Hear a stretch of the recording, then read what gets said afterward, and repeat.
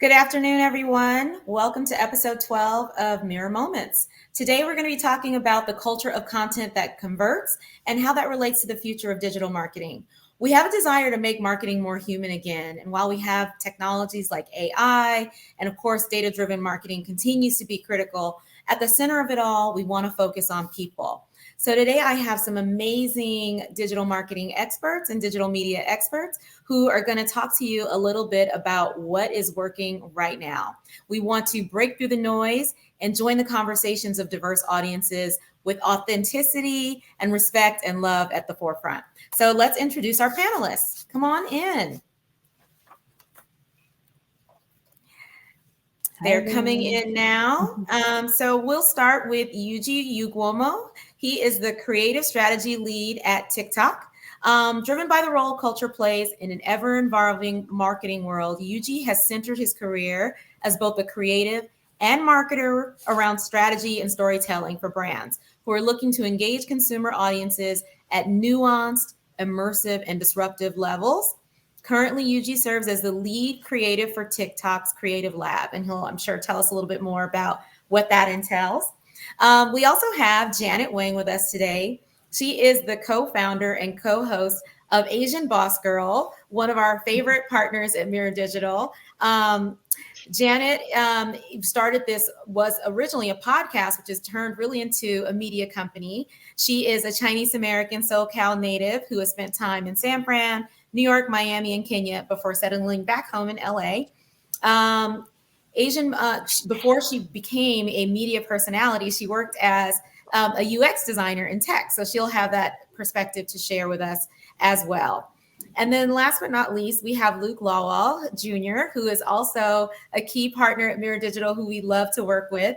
Luke is CEO and founder of Ellen Company, which is a minority-based multimedia company here in Los Angeles. He's founded and established a diverse array of business ventures in crypto and just kind of always on the bleeding edge. And so he is passionate about entrepreneurship, specifically among young professionals, and giving back to his community in an effort to grow the next generation of leaders, HBCU leaders, and even beyond. So welcome, panelists. I am so excited for this conversation. So we only have an hour and it's going to fly by. So I'm going to dive right in. Let's start at the top and get to know each of you a little bit better. Can you tell us what is your favorite platform right now and why? And anybody can just jump in and start off. Okay, I'm gonna have to call on you. I knew that was right. Okay, Luke, you go first. I'm still a fan of Instagram. It's still my favorite platform. I always like to tell people Instagram is like the cross between like Twitter, Facebook, and TikTok, where it's like you have all at once. But it's also a little bit of LinkedIn where you can see someone's like personal portfolio, their resume. And I just like it because it displays who you are a little bit better. It's easy to see like your best version of you compared to all the different platforms. Great. And how do you use Instagram yourself in your work and what you do as a marketer and an entrepreneur? I mean, it's huge. When I first started HBCU Buzz undergrad almost 12 years ago, we kind of used social media to kind of like change the way the mainstream media looks at HBCUs as a whole. Back then, mainstream media depicted HBCUs as negative. So we kind of like use Instagram to kind of like reshape that narrative. When you see all the positive images, the videos, and all the wonderful things that are coming from our community, it kind of starts to erase that stigma.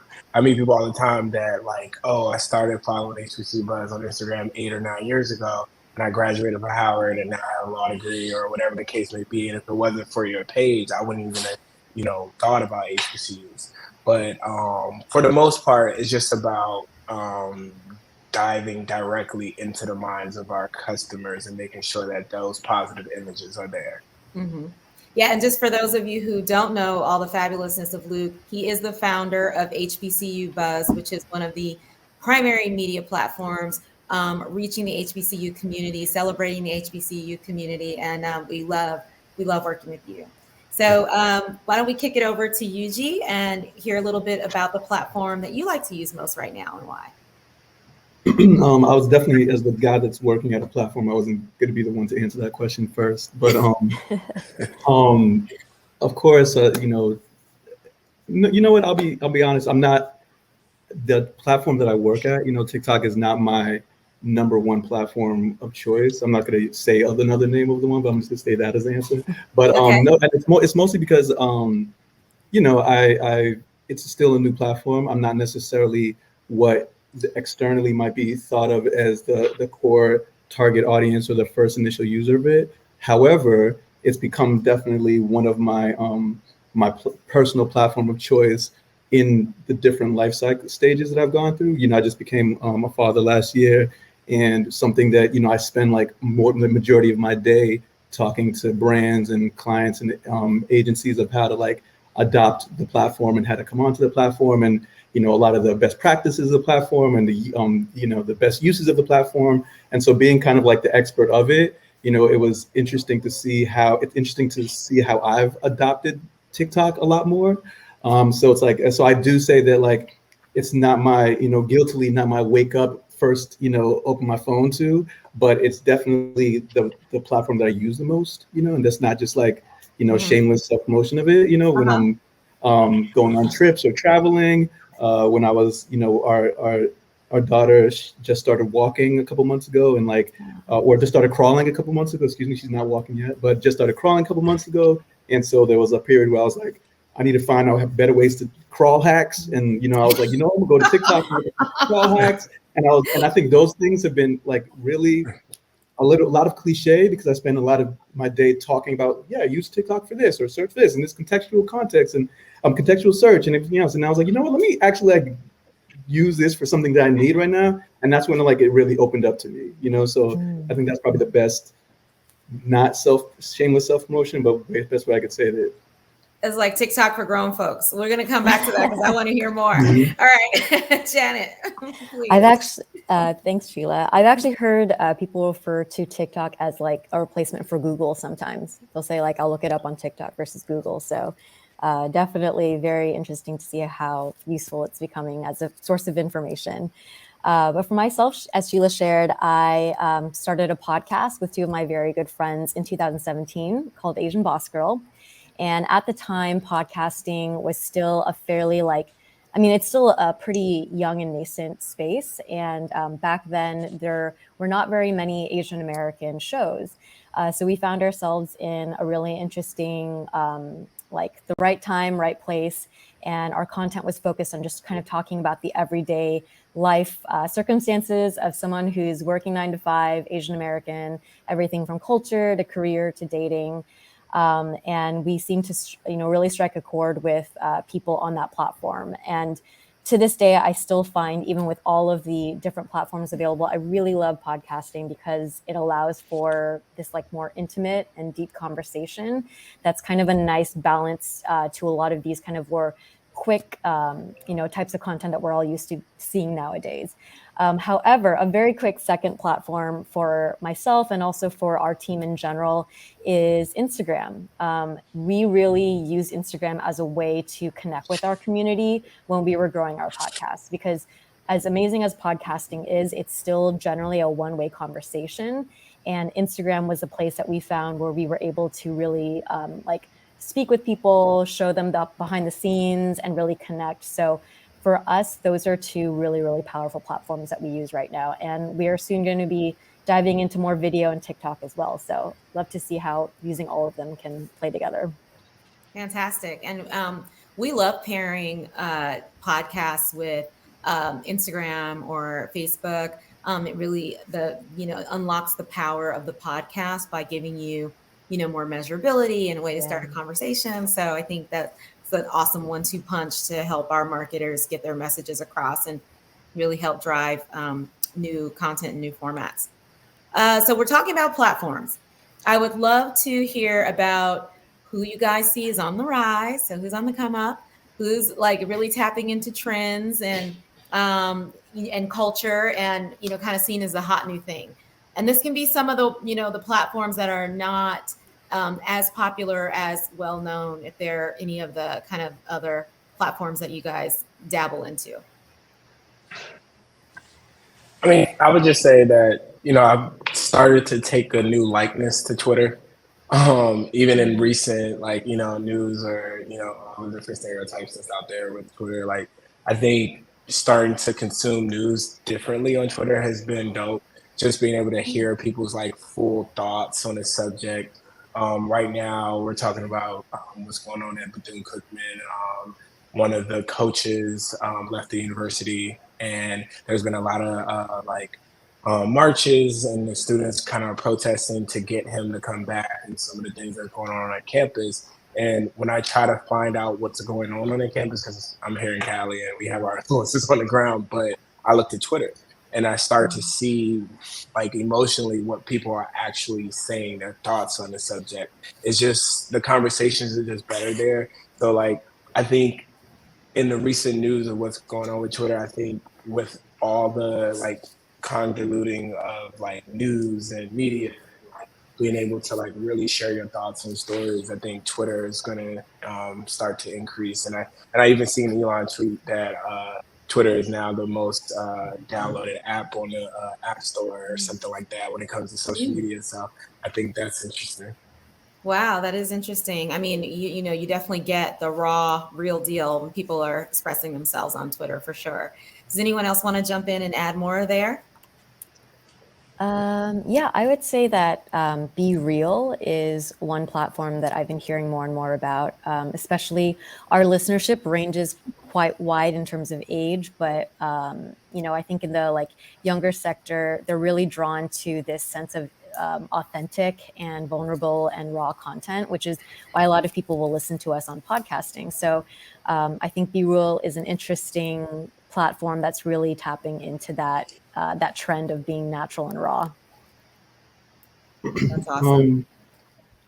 Honestly, I've been, working a platform and being 15 plus years into, social media platforms myself. I've been getting a little reductive, like just a little bit more like trying to reduce and less is more. So honestly, the platform that's been on the rise for me has been WhatsApp. Like for non-conventional reasons. I think I'm Nigerian, so I think like any person that's from the diaspora already understands like what WhatsApp means to them as far as like your connection to your family abroad or connection to your homies abroad, and also just like being a guy that's group chats are our thing, and just and that's kind of where a lot of the discourse happens. And I know that like a lot of I need a little less is more, so it's rather be like, let me take this hive mind that I like trust, whether it's like a sports, group chat, or you're diving down into the sports group chat. And, like I have a basketball group chat, and I also have like a Premier League group chat where we just talk about football and everything, like global football, not American football. And and then within that, kind of, and that's where I get all that like will splinter off into like, oh, here's a funny link from IG, or hey, did you guys see this TikTok? Or yo, have you heard this song? Or here's a YouTube, or this is kind of crazy happening over here, or here's an article from NPR, or here's that story that's from the New York Times. And then, so I guess like, and I trust all the people within it, and and then and it's global. So you're talking to your homies about Liverpool in London, or you're talking about some conflict with a friend in South Africa, or you're talking about like the Lakers conundrums, on the West Coast. So I think it's like a very easy way to dilute a lot of like the noise that's going around with like a trusted hive mind and trusted set of people that you're confident about. I love that term, hive mind. And yeah, I agree. You can really curate, kind of the best of the best through your relationships. I love that. I'm a member of this group called the A-List that was born on WhatsApp. And it was really about connection and really pulling in information from all over the place that would help us kind of learn and thrive together. Okay, content. There's good content, bad content, great content. How do you guys make sure you steer yourselves and sometimes your clients or partners out of that bad content category? So what is the best advice or kind of key takeaways that you would want to share? Broad question.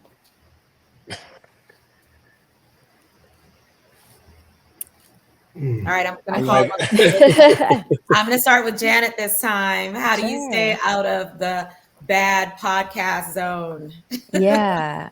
No, I think this is a really good question. And it's something that we've talked a lot about internally because we're hitting year 5 and, you know, putting out an episode every week, that's a lot of episodes. And it can start to feel challenging to come up with new content.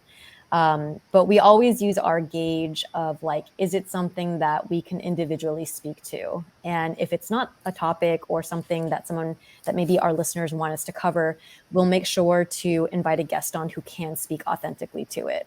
And so I think that for us has served us the best is just to, as much as there's going to be trends and there are hot topics, to be able to cover them in an authentic way. And that means to do it true to our voice and be able to partner with those who really had that experience. So that I would think like authenticity for us is number one. Love it.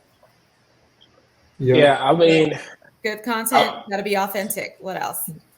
like I was just gonna say that's number one for us, authenticity. But I think going far as to like asking the question, like, how does the content make you feel? Like, I think that's one of the most important questions. Is like when the content just doesn't give you any type of emotion, if it's dull, then you're more than likely not going to engage. It's either does it make you want to comment, does it make you laugh, does it make you cry, does it make you sad? Like if it gives you no feeling at all, then people aren't going to engage. If it's something they've seen before, then they don't really have any thoughts for it. So like for us, it's just like, what is that emotional connection with the content, and how are we inspiring people to like feel something for the content? So if there's not those two things, then we're kind of like rethinking whether it needs to be published or not. That makes Yeah, sense. yeah, doubling on that. I think good content, bad content is a very sensitive subject around these pods, especially on the platform. And, kind of we're always having a conversation about safety, I think first and foremost, and understanding it's hard to, as much as I, like to trust, as much as we all, over here at TikTok, like to trust, our engineers and our TNS experts and leads. It's much harder to trust human nature, and understanding that people are like, ultimately humans are the ones that are creating a lot of the content, especially with this platform. And it's our job to kind of like make sure and put a little bit trust in what people want to put out there. I think that, to Luke's point, like we like to refer to ourselves less as a social media platform, more a social entertainment platform. And, knowing that like, what are the things that you look at as entertainment? I've worked at different media companies before. So when thinking of programming, you're thinking, if you look at an HBO Sunday lineup, you might have, House of Dragons, and you might have Barry, and you might have White Lotus, and those are very different tropes and different themes and different settings and different tones. But it's still like on a premium entertainment platform. So I think like when you think of like what people want, of course there's a benchmark, and I guess the floor of that is like safety and understanding and trust. But there's not really the ceiling to what like good, great, better content is. To Luke's point, it's like what is going to strike the nerve and what's going to like resonate with you. Because again, if everybody's followed the TikTok, that like the most mundane, things are can have resonance with millions and millions of people. Yeah, you never know what's going to be that secret sauce that clicks. And to that point, great content, is art, even in all the different formats that it comes in these days. What great content are you all consuming that you think would be something that we might want to tap into, whether it's driven by certain creators or certain voices or certain trends? What's hot now? It's like I'm like maybe I should bring my social media manager on this call, because like half the stuff they talk about, I'm just like, wait, what is that? But I think the how tos are really cool. On our campuses, I've been loving to see like the fit checks, because I think that's starting to be like a trend. Like, okay, what do you have on? How do you style it? How do you create your style? And it's funny because when I was an undergrad, I used to tell people all the time, like $100 outfit was like a thing. Now these kids are like really, they got designer bags and they got like every pair of Jordan, and it's like a whole different vibe. So I think I'm loving to see the different campuses competing with the fit check. And that's been working really well on like our Insta, Twitter, and Facebook. So I'm loving those. That's cool. Yeah, Other I'd like to say like it's the the norming of things, you know, if I just kind of coined that now, it's kind of like the normalizing of things, like kind of like there's this like this content, especially on TikTok and platform, it's like there's this wave of just like big, huge, humongous personalities, celebrities, athletes doing very, very, very, very regular stuff, you know? So it's like, and I think, and then also like the multiverse of it all. So to Luke's point about like fit checks and everything else, like I love the People's Gallery, you know, where it's like, you know, man on the street in New York City, running around, walking around Soho, and you're seeing like some of these outfits, you know, and he's going interviewing people about the outfits, and it could be just like, you know, somebody that just got off work at, you know, at H&M and they like the outfit, or it could be someone that just left a show at Fashion Week, you know, that could be like the biggest rapper ever, you know, or an actress that just has a movie coming out, you know, so and like seeing all like that Venn diagram of like, oh wow, what are you doing on this like platform that I love that just normally has regular people on it? You're not a regular person, but you're,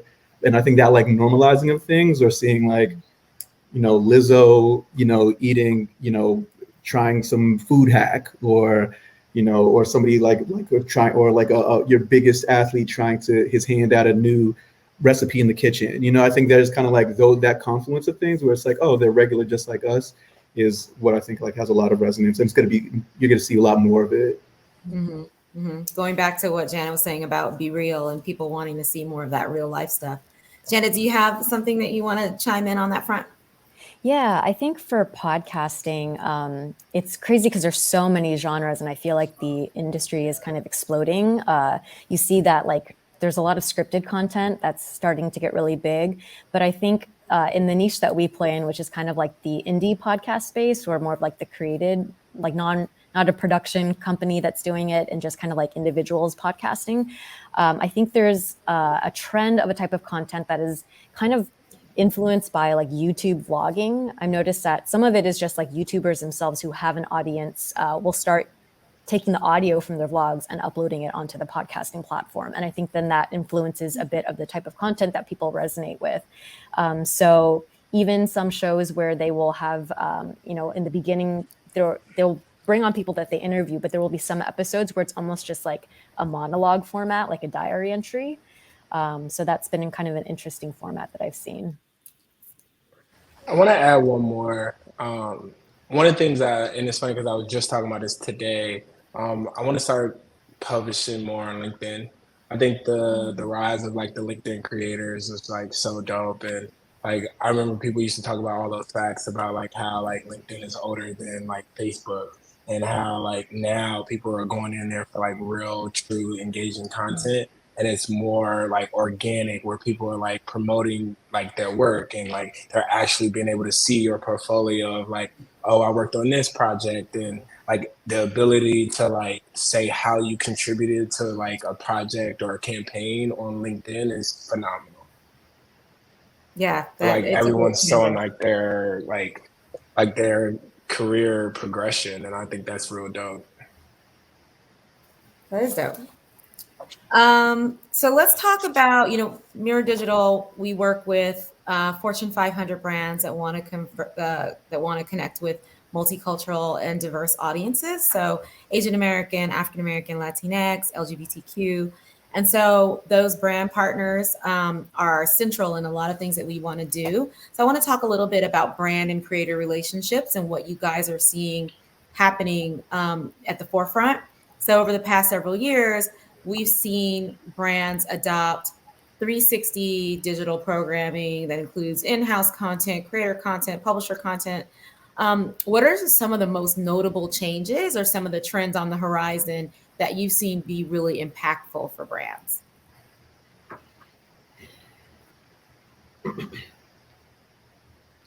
I think I've seen a lot of, you know, we talk about it with like a lot of, I work, you know, specifically on a lot of regulated brands. That's kind of like brands in here that the healthcare brands, your FinServ brands, your telco brands that usually have to deal with a lot of like oversight and, you know, second and third approvals and long processes. And so what legal you're and legal and legal. legal one, legal two, legal three. So a lot of their pain points, have to deal with like, how do you turn out quick stuff? How do you stay on trends? And how do you stay on like how do we stay in the moment of the conversation when we can't produce stuff as fast as things are as fast as culture is happening?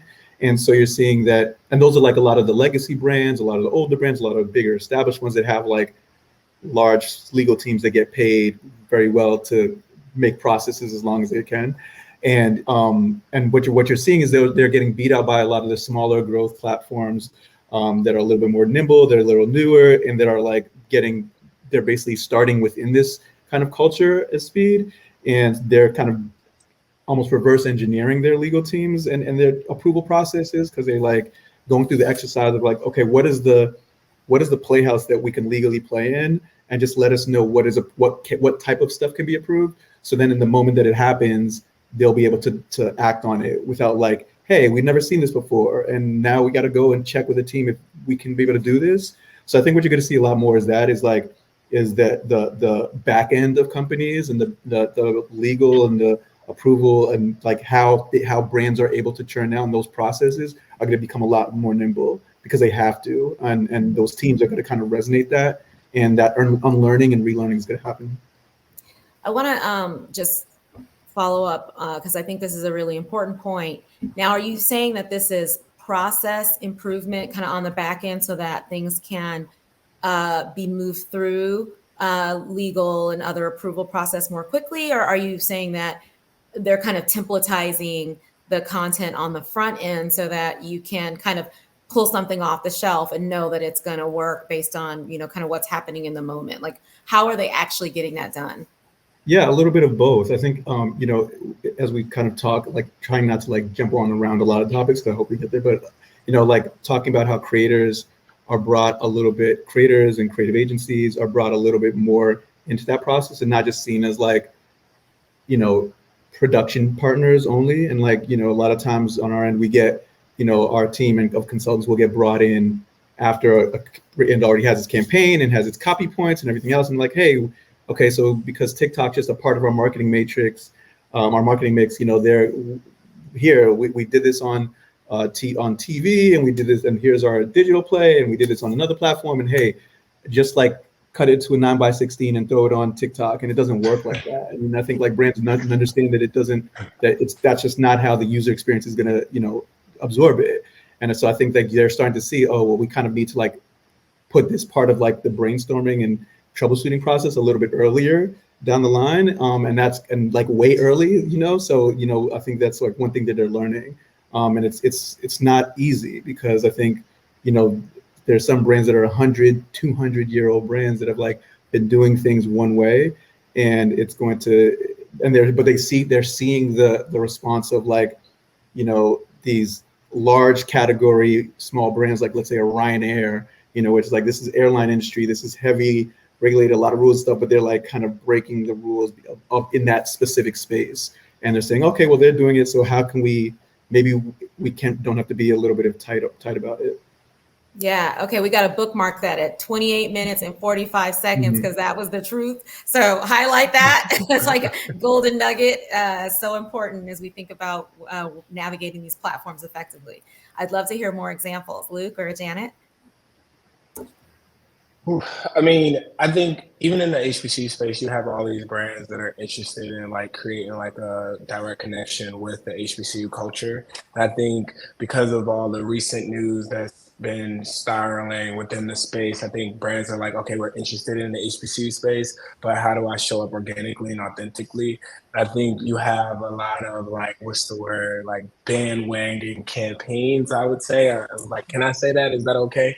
Where it's just like, like you'll see one brand create a campaign that does phenomenally well, and without like real thought or input, other brands will be like, okay, well, it works for them, so let me do the same thing.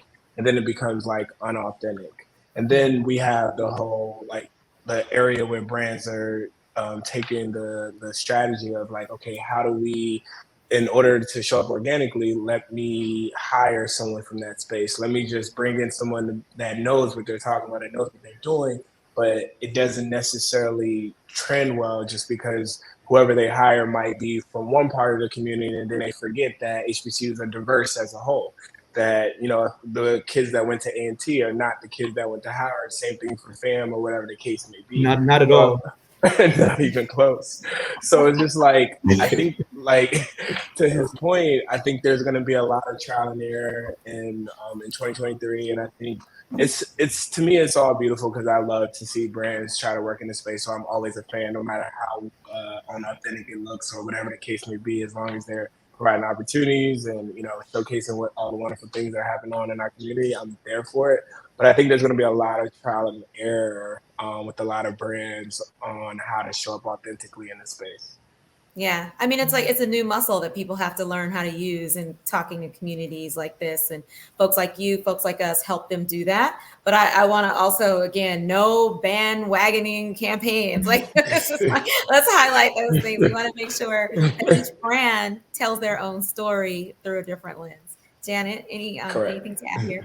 Yeah, I definitely agree with the importance of that in terms of the effectiveness of partnering with any type of creator. And luckily for us at Asian Boss Girl, and I would say even a lot of our friends in the industry who have partnered with brands creating content that we're trying to aim for our demo, they've often given us a lot of creative freedom. And I think that is essential, because if you're working with that creator, you're trying to speak to their audience, and they know their audience the best. And if you try to control their voice and their tone, it will be very obvious, and it will discredit not only your brand, but also that influencer. So I think it's really important to really support the content creators in being able to speak the way that that, you know, is authentic to them and their audience.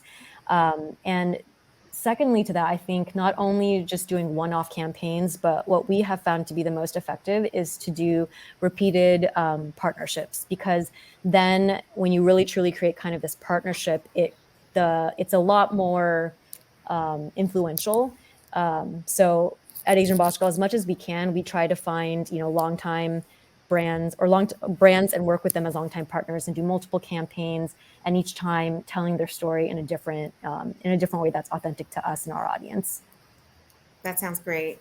So let's continue talking about brand and creator relationships, and let's name some names here. So what have been some of the most effective partnerships you guys have seen? Something that you thought was personally interesting, that caught your eye? You know, being in the space, we see so many different things. So like, what made you stop and say, okay, yeah, they did that? I would go with a shameless plug. Like, I love the Yard Runners campaign that Nike did with HBCUs. The reason why I love the campaign is, like, when you take a class of individuals and consistently tell their story throughout the year, where it's just like a lot of times they'll have protagonists where you'll do like one big campaign during one season, and most people, like, homecoming is the thing, right? Where it's like, okay, this is where I get the most engagement, the most ROI. But one of the unique things I've seen with Yard Runners is they start to meet people at their home. So where it's just like they're doing a campaign with a track athlete at like a big track conference. They're doing like creating clothing lines for like some of the ones that are in fashion. They worked with like 4 protagonists to create shoes. So it's just like trying to embed in their story all year round is huge. And then like being able to Janet's point, like consistently come back and work with them over and over and over. I think that's like what makes some of these campaigns really, really dope. Awesome. So we got Yard Runners. Who else we got? I will say for podcasting, BetterHelp, which is a online platform for mental health or therapy services. They've I noticed that they've started partnering with a lot of different content creators, and because it is such a personal, I think because of the sensitivity of the topic for the Asian American community in particular, their partnership with content creators and telling their personal stories has been particularly effective. And especially within podcasting, they have been, I believe, one of the top like brands partnering with the most podcasts. And For us at Asian Boss Girl, like I said, the most effective is when you're a longtime partner, and we worked with them for many years. And I think the longer that you partner with them and the more deeply you partner with them, like we had one of their lead counselors on as a guest, the more just genuine it felt and the more effective it was. And also it's nice that it's something that we're offering that is helpful for people. So I think they've done a great job. That's great.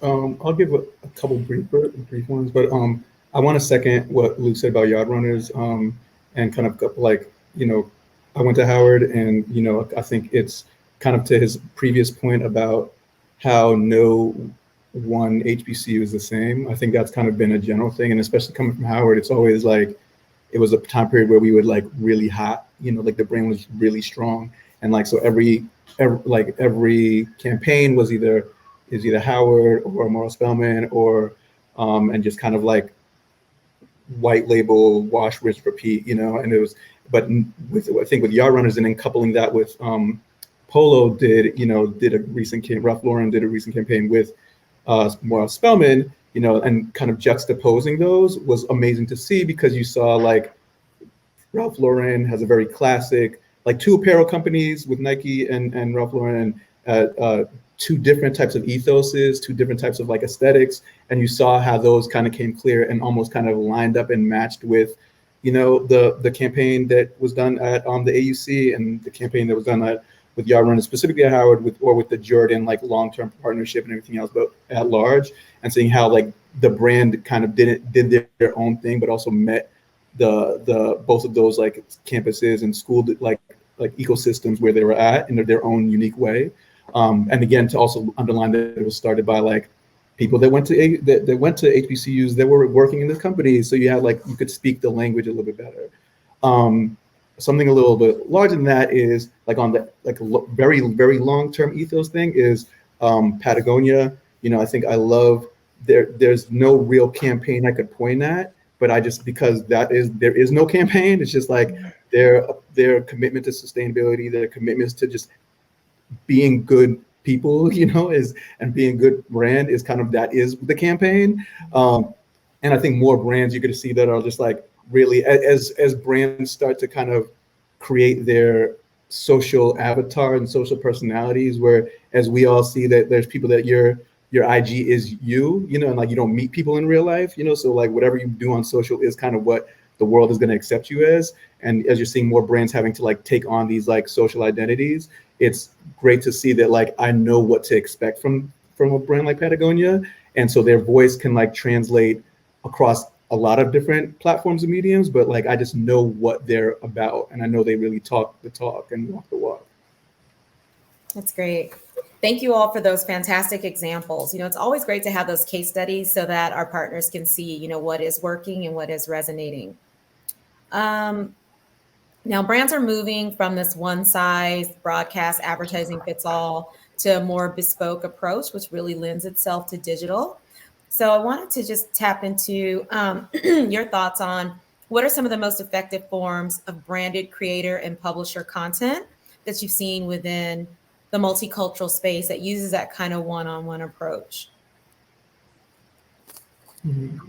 I mean, it kind of is a continuation of what we were already talking about, like how working with one HBCU, you're going to have a different approach than working with a different HBCU. Have you seen that continue to evolve and be more personalized on a more granular level, talking to different communities or different individuals?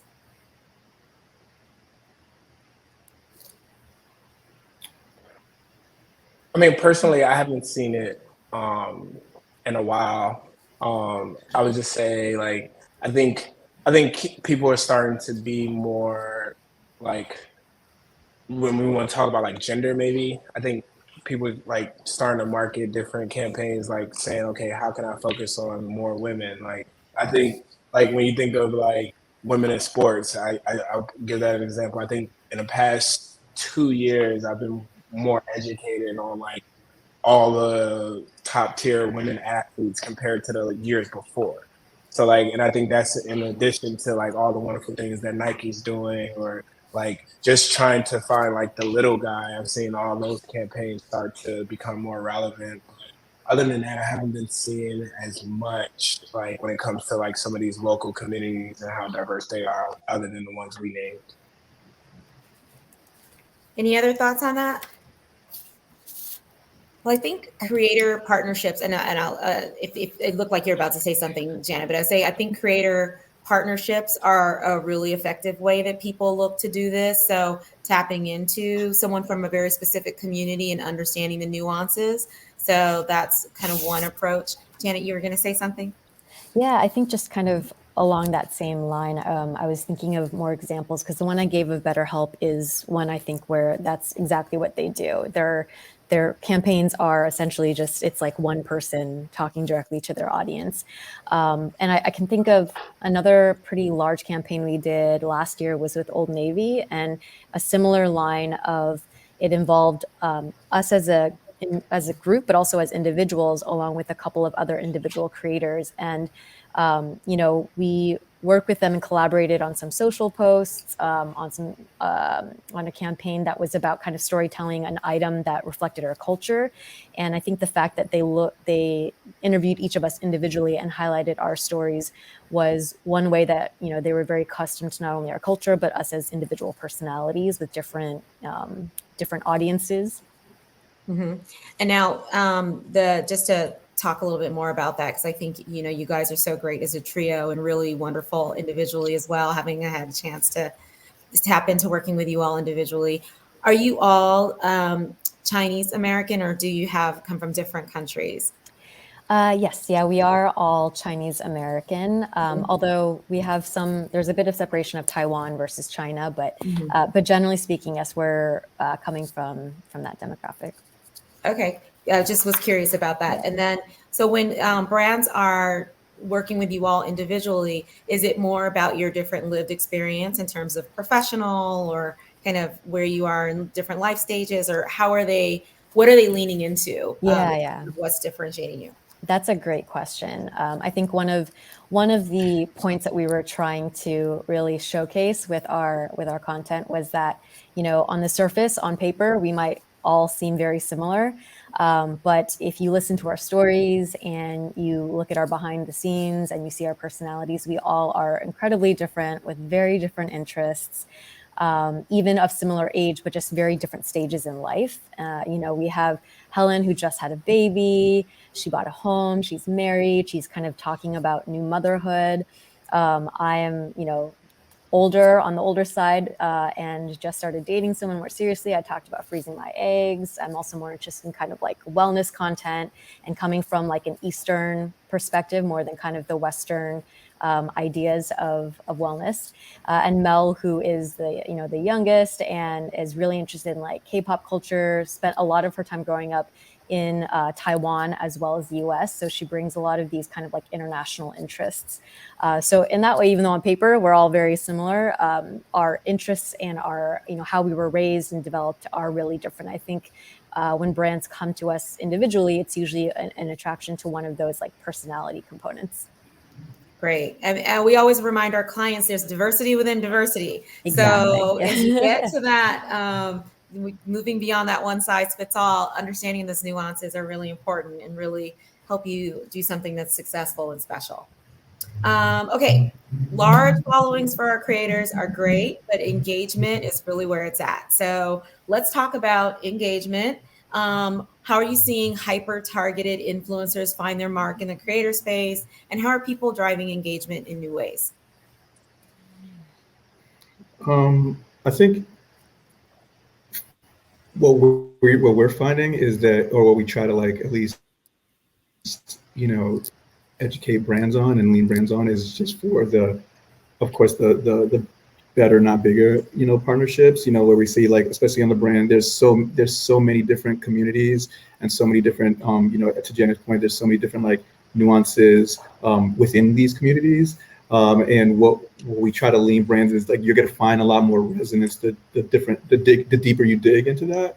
Going back and kind of answering the question before about it, but like I think there was like Netflix was doing a campaign around Red Notice. It was like the big movie came out maybe a year ago with The Rock and Ryan Reynolds and Gal Gadot, and so they did like a great campaign on the platform, And instead of doing like, I mean, they have like literally some of the two of the biggest social media stars on it. So you just throw The Rock in a TikTok, and of course it's going to go like that. But what their approach to it was, they partnered with some of these like really micro, like really nuanced creators on the platform that were like just big fans, but like also not big fans of them, but big fans of like filmmaking and community. So taking a creator that made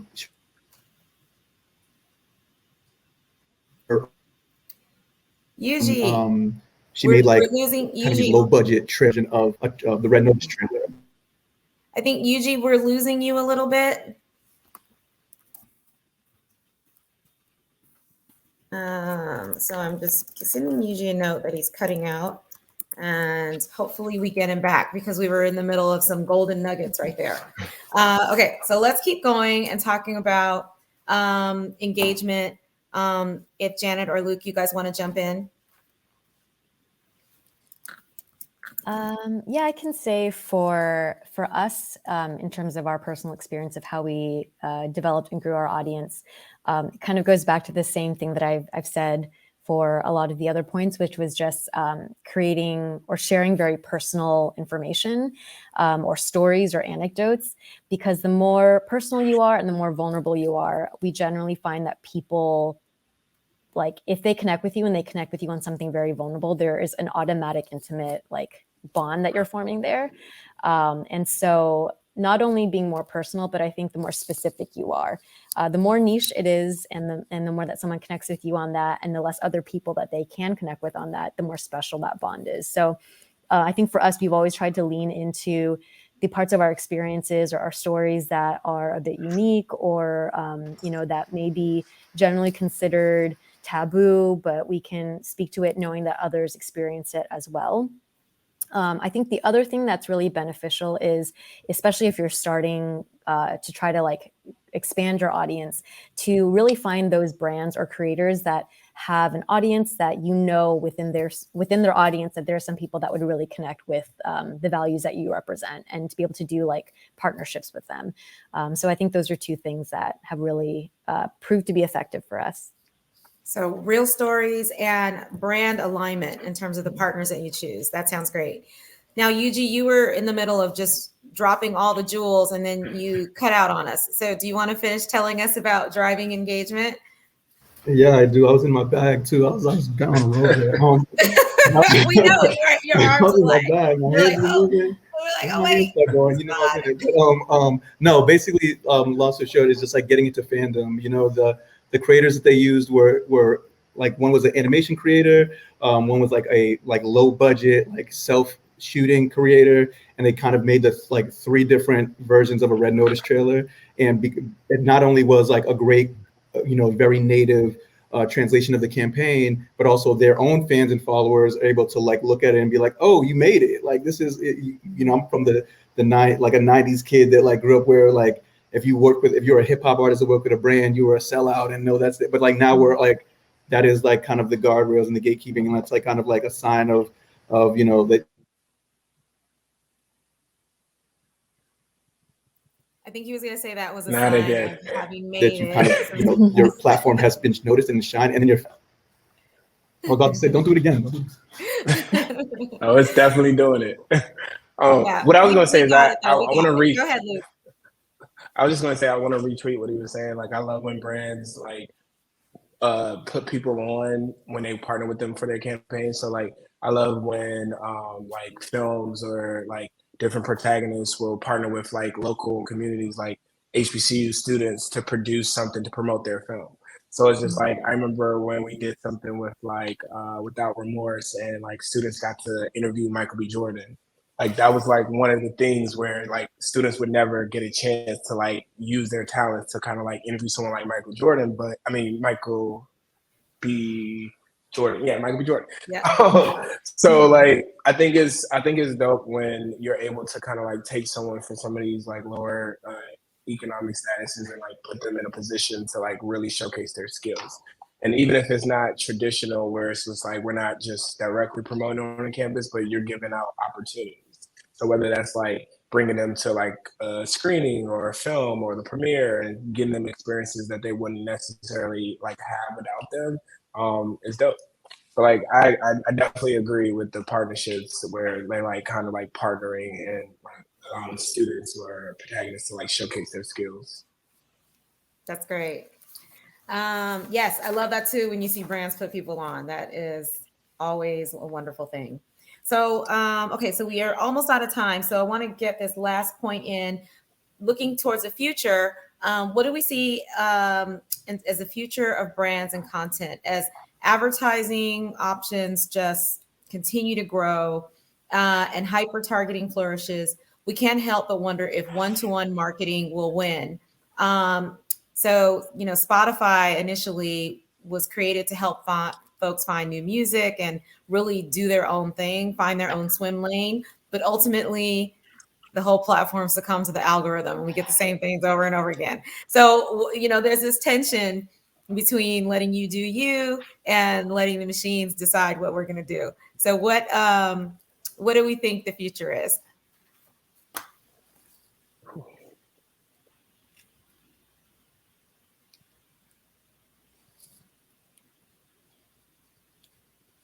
Everyone's frozen. Everyone's frozen.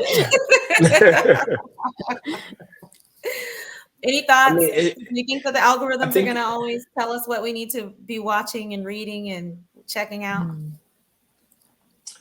Yeah, I think the ability to, analyze data is where the algorithm wins. Like the ability to like predict things and analyze data at a fast speed is just like, okay, it takes me a while to kind of like see what everyone's doing. Okay, like all these small different markets, like what are people doing? What is the trend?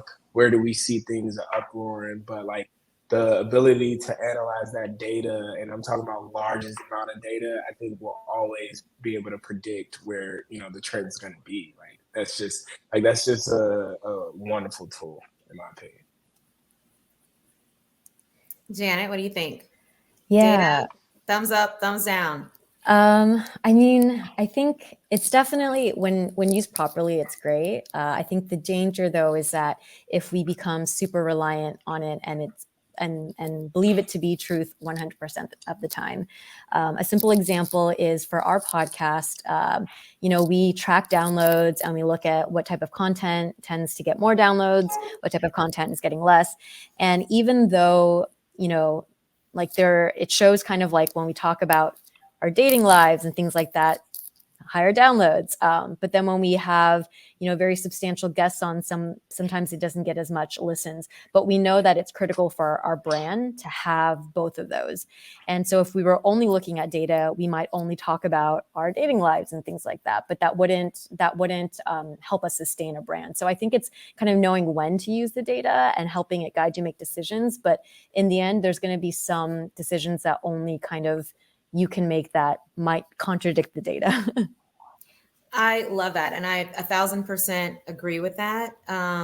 Data is backward looking. So as we think about the future, it's only using things that have been done to tell us what we might do next. So I think to truly innovate, you do have to step out on a limb and ignore whatever the data is saying. Yuji, you're back. You want to answer that question? How are we using data as we think about content in the future? Thumbs up, thumbs down. Real quick before it happens again, I'm good with data. Of course, I think it's how we get things more nuanced, especially when we're talking about like the effects of AI and making sure that like our data has racial nuance and empathy, and we're collecting it not just from numbers, but trying to add like human element to it. Stop. That was great. Okay, so then if brands are going to ensure that their content is reaching the right audience, but also continue to meet people where they are to bring in new customers, how do we think about that tension? So what can brands do to serve who we've served? Again, that's backward looking versus thinking about reaching a new audience, which is forward looking. How do we do those two things well? I mean, I think it's about like creating new segments. So like with HBC Buzz, we're thinking about how we can tackle the like e-commerce space. I am not a fan of e-commerce. Like I hate merch in the sense of like shipping and packaging. I just not a fan. But I think creating like offshoots are important where we're finding those segments within our brand. Because I think a lot of times people feel like they have to like go attract a whole new audience, but there might be like a small audience within your audience that wants merch. And then you're like, okay, now I can use that small audience to attract an entire new audience. So like I would start with and then like I'm a big fan of surveys. I know I grew up in the millennial culture where like research is king. Like I like to tell people all the time, like research put Obama in office twice. Just the ability to like really, really survey because a lot of times people say things that are like hypothetical, but like when you really like do the numbers, you're like, wow, okay, so they don't want that. So I think, trying to go into those to create the new audience is like, okay, maybe do research to kind of like see what people are looking for that can actually match with your brand and create a new offshoot. Janet, you have anything to add? Yeah, I think speaking from the perspective of creators, I saw there was kind of this like trend report for 2023. They're saying that in the last couple of years, everyone's been, screaming that like being niche is what's going to help you, gain an audience. And that is true to some degree. But once you kind of started with a niche topic, they're finding that a lot of people, in order to expand their audience, are showcasing more aspects of their life, or tapping into other topics. So I think they call the trend like the anti-niche coming up, where a lot of creators who maybe started with very specific topics are going to start sharing all aspects of their life. And so if I'm speaking to brands, I would say that it's and you're trying to kind of reach some people that are existing fans of your brand, and then others that maybe have not heard of it. Partnering and working with individuals who have a following might be a good way to do that. And Yuji, bring us home. Just getting back outside. I think one thing, especially with us, that I like to preach here is that TikTok started in the pandemic when people were inside and young kids in their bedrooms, shooting videos and stuff. And I think as the world tries to open back up, it seems like it's never really opening fully, and we're getting back more into offices. I think it's important for especially digital platforms to get in the streets, and understanding that not to have like this myopic view of like everything that happens on this platform is the world, and there's people that aren't on your platform that don't have there's grandmas that have no idea what your platform is. There's people that are just like regular people, that just aren't on, that are like living their lives every day and that aren't part of the numbers that you're kind of gathering. So it's important for us to kind of like make sure that we're always tapping into like what is actually happening on the ground and what is actually happening in the world, and what is actually happening with like human people. And I think that making sure that brands understand that that's like always going to be where it's going to come from. Fabulous. That was an excellent way to wrap us up. I want to thank you all so much for sharing your time and your wisdom. Your deep expertise in this space is evident, and I know that a lot of folks are going to take away a lot of granules of knowledge from this conversation. So I appreciate you joining us for this episode of Mirror Moments. Luke, Yuji, Janet, you guys are all amazing. Thank you so Thank much. you so much for having us. Absolutely.